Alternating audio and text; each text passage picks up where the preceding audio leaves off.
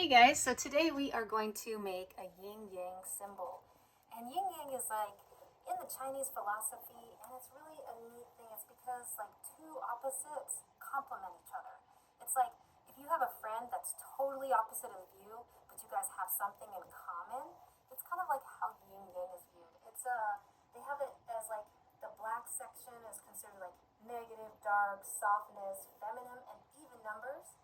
And this, like, say, if a lighter section would be light, warm, positive, odd numbers, which I think is odd, and then masculine. So it's kind of like, it's thought to maintain like a harmony of the universe. Like, you have to give a little. There's a little balance in everything. So on this one I did water, and then I did fire, and then I did water, and I did fire. So it's kind of something you can do. Some people do cats, or they do, I just think water and fire are the opposite. You don't have to do that. You could do just blank ones, but we're going to get started on our project. So what we're going to do is we have our plain piece of paper. We need our sighting compass, a good sharp pencil, because if you have a dull pencil, it might not fit in there. And we're going to set our sighting compass to 4 inches.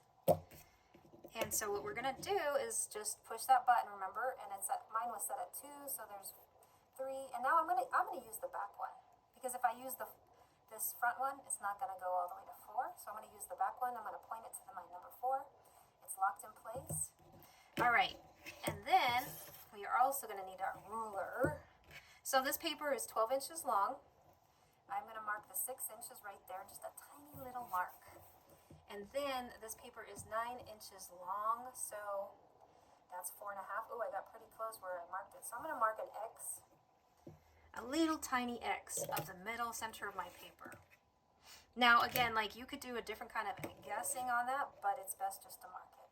I'm going to put my sighting compass, my eye part, and I'm going to look for my little X, and I can see it through there. I'm going to put my finger on it.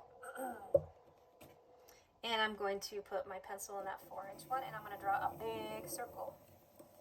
Now look at my desk. This time I didn't hit anything with my sighting compass. Sometimes there's like a pencil too close and I boop, and I have to let go. So it's good to have your area clear. All right, so we have our 4-inch radius. So that means that this is 8 inches wide. Am I right? Let's see if I'm right. I'm right. It's 8 inches long or wide. So the next thing we're going to do is we're going to kind of just put a little X very lightly, oh so lightly, across my circle. Now I know I'm going in the center, and I'm going 0 and 8. I'm just drawing really softly. So now I have an X on my paper. I broke up my circle into 4 pieces. On this line, what I'm going to do is I'm going to put my ruler down. I'm at 0. There's the 4 for the center, and 8 inches. I'm going to mark the 2 inches. And then I'm going to mark where the 6 is, which is 2 inches from that center, right? So this is a 2, and this is a 6 if I was to keep my ruler in one place. So I measure from the 0 to 2, mark it, then I go all the way to 6 and mark it. All right, so we are done with that step. Now for this one, we're going to put our sighting compass to, let me read it real quick. I think it's 2 inches. So I need to put my sighting compass to 2. I'm going to use my first one. I'm going to put it on that circle. Now this one's a little different. So we are only going to do half a circle. So if I do, I'm going to put it right here, and I'm going to do my half circle up here. So I'm going to put it down here on this line. You see, I only did half of a circle there. I didn't do a full circle. If I do, I can just erase half a circle. Now, I'm going to do one on this side of it. So I'm going to turn my paper so it makes it a little easier for me. I'm going to put my sighting compass down. You can see my mark, my 2-inch mark that I did. This, I can almost see the line of that circle on there, and I'm going to do my half circle again. There we go. So another thing you can start doing, because we really did a good job on making our lines really light, we can go ahead and erase those. Can you guys start seeing that yin-yang already? Can you guys start seeing that we've already created this body part? Now the next thing we're going to do is these little circles. believe, let me check my instructions to make sure. I believe that is set to 1/2 inch. So we find our 1, then we take it halfway between, and we're going to put it to 0, which I believe is this thing pushed all the way down. Okay? I'm going to find my 2-inch marker that I did before, the same one I've been using, put my pencil in, and I did a 1/2 inch, which means that this circle should be 1 inch wide. Boom! Yep. All right, I'm going to do another one on this side. We don't have to turn our paper this time. These ones can be, okay, they're dark lines, but those first initial ones were really light.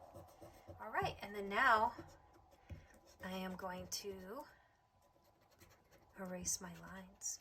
I'm going to erase that little dot to make it a little prettier. And one thing I like to do, we can use crayons to color it. We can use markers. Isn't this cool how easy it was to make this design with a sliding compass?